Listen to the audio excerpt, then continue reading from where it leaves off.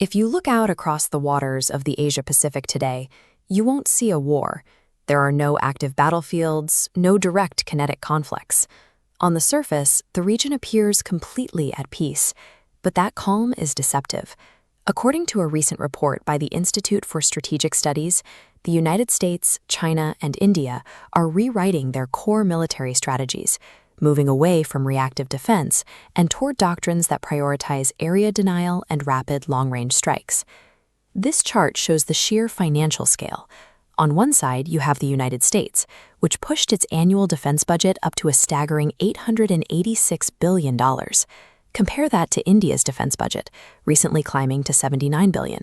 This money is driving what political scientists call the security dilemma. It's a paradox where a nation builds up its military purely to defend itself, but rival nations view those exact same defensive investments as aggressive threats. This creates a dangerous feedback loop. By investing so heavily in deterrence, these nations are building the massive technical foundation for a wide-scale confrontation, creating the exact conditions they are trying to avoid. For the United States, this buildup takes the form of a strategy called integrated deterrence. The core idea is straightforward: maintain an overwhelming physical naval presence in the region to discourage any adversary from making a move.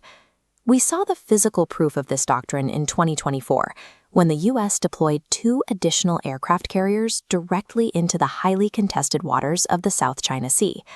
Beijing instantly recognized that deployment as a threat. In response, China shifted its own military posture away from traditional active defense and adopted a strategy known as dynamic anti-access, designed specifically to keep foreign ships far away from its shores. The primary friction zone for this defensive shift is the Taiwan Strait. To lock down this narrow corridor, China has accelerated the deployment of roughly 120 new anti-ship missiles aimed squarely across the water, creating a dense area of denial. When you look at the physical scale of this threat, the tactical intent is clear. These weapons are built for one specific purpose: to neutralize large naval vessels before they can get close. This creates a geographic chokehold. The U.S. relies on moving its fleets freely, while China relies on the ability to sink them. Every defensive move one country makes instantly nullifies the security of the other. Meanwhile, India is undergoing a massive doctrinal shift of its own. They have transitioned away from their traditional land-focused cold start strategy, fully embracing what military planners call multi-domain operations. This shift is driven by a unique, dual conventional threat. India's military must balance the immediate need for defense against Pakistan on their western border while simultaneously countering an increasingly assertive China to the north and east.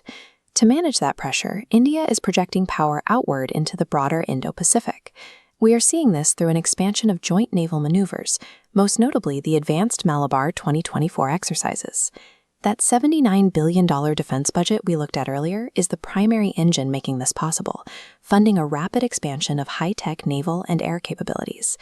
But here is the friction point. India's defensive need to protect its sea lanes naturally pulls its forces into the middle of the existing friction zone between the U.S. and China, layering a complex web of military tension over the entire region. Sea power is now tied directly to the digital networks that command it.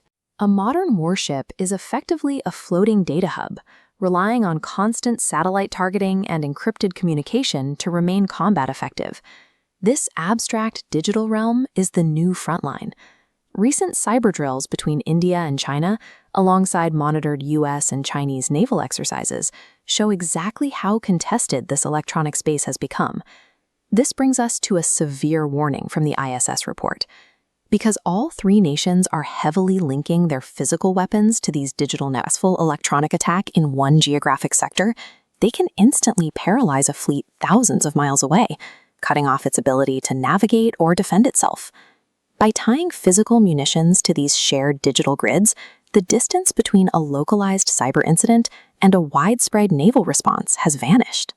A glitch, or a digital intrusion in one domain, can now trigger a physical strike in another. This is the reality of the modern Asia-Pacific. Between the missile batteries, the aircraft carriers, and the invisible cyber networks, The entire infrastructure for a massive conflict between the US, China, and India is now fully locked into place. Out on the water, you can see just how thin the margin for error has become. We are already witnessing high-stakes physical brinkmanship between competing vessels, where one miscalculation by a single captain could trigger a wider regional response. Traditional military deterrence has reached its mechanical limit. Pouring more weapons, more ships, and more money into the region in the name of defense is actively stripping away the remaining layers of peace. Stability now depends on diplomatic agreements and direct communication channels between these militaries, measures designed to provide transparency and build trust where there is currently only suspicion. Diplomacy is the only tool capable of breaking the cycle of this deterrence paradox. It must be prioritized now, before this defensive posturing becomes a self-fulfilling prophecy of war.